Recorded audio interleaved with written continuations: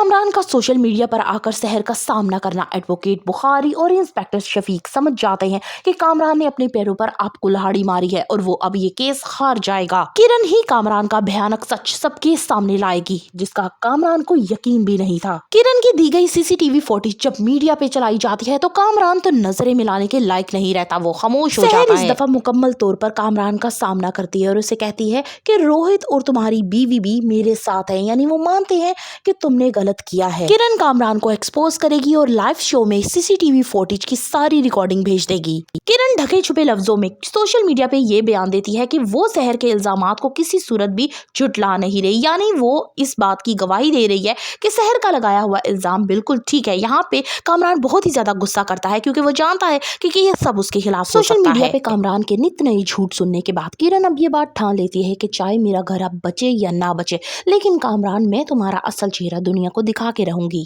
कामरान किरण की तरफ से बहुत ही बेफिक्र हो चुका है क्योंकि वो अच्छे तरीके से जानता है कि किरण के पास आखिरी सबूत भी वो मिटा चुका है। कामरान की तवक्का के बरक्स किरण का यूं बयान आ जाना कामरान के केस को मजीद कमजोर करता है। कामरान के इंटरव्यू के बाद सहर को लोगों की तरफ से बहुत ही क्रिटिसाइज किया जाता है। मनीषा सहर से कहती है कि वो भी सोशल मीडिया पे आए और सब लोगों के सामने अपना सच खोल कर रखे ताकि लोग सच और झूठ में फर्क कर सकें। इस केस के हवाले से बिनिश को एक बड़ा क्लू मिलता है कि तमाम मुलाजमीन के सिम जाली हैं, किसी के नाम पे भी रजिस्टर्ड नहीं है। कामरान अब बिल्कुल अकेला हो चुका है। रोहित ने भी उसका साथ देने से इनकार कर दिया है और किरण ने भी अब डिवोर्स का मुतालबा कर दिया है। कामरान सिर्फ इस केस को जीतने के लिए अपना हर रिश्ता और ताल्लुक खत्म करने पे तैयार हो चुका है, इसलिए अब वो ऐसे ऊंचे हथकंडे इस्तेमाल कर रहा है कि सहर को सोशल मीडिया पे मजीद बदनाम किया जा सके। कामरान एक न्यूज चैनल को इंटरव्यू देते हुए कहता है कि सहर ने ये सब कुछ रोहित के साथ मिलकर किया। किरण कहती है, देखो कामरान, अब मैं तुम्हारे साथ क्या करती हूँ। कामरान का बुरा वक्त शुरू हो जाता है। कोर्ट में एक के बाद एक मोहरा गिरने के बाद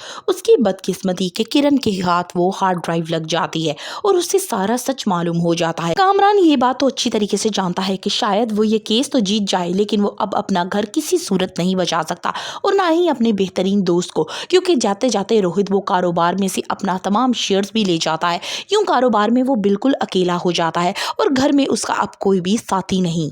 कहानी में इंटरेस्टिंग मोड़ तब आएगा जब सहर हर तरफ से मायूस हो चुकी होगी। तभी किरण आएगी और कोर्ट में उस हार्ड ड्राइव की कॉपी दिखाएगी और सबको तब मालूम होगा कि किस तरह से कामरान ने धोखा देकर सहर को जानबूझकर घर बुलाया था। तब कोई भी मुलाजिम घर पे मौजूद नहीं था। किरण कोर्ट में बताएगी कि कामरान एक बहुत ही झूठा इंसान है। उसने पैसे देकर घर के मुलाजिमों को खरीद लिया था, ना सिर्फ उन्हें बल्कि बुखारी साहब को भी उसने मुंह मांगे पैसे दिए थे ताकि वो उसके केस को जीत सके। कामरान अपनी पूरी कोशिश कर रहा है कि किसी तरह से इंस्पेक्टर जुहेब जो है वो इस केस से दूर रहे, क्योंकि अगर उसने दोबारा से इन्वेस्टिगेशन शुरू की तो सारी बातें खुलकर सामने आ जाएंगी, वो जो छुपाना चाहता है। कामरान का वकील रोहित की इमेज को खराब करने की कोशिश कर रहा है ताकि ये साबित कर सके कि सहर और वो मिले हुए हैं और सिर्फ पैसे की खातिर कामरान को फंसाया जा रहा है। क्या किरण कोर्ट में आकर ये गवाही देगी कि सहर का असल मुजरिम कामरान ही है? For the further reviews of case number 9 kindly subscribe my channel and like the video.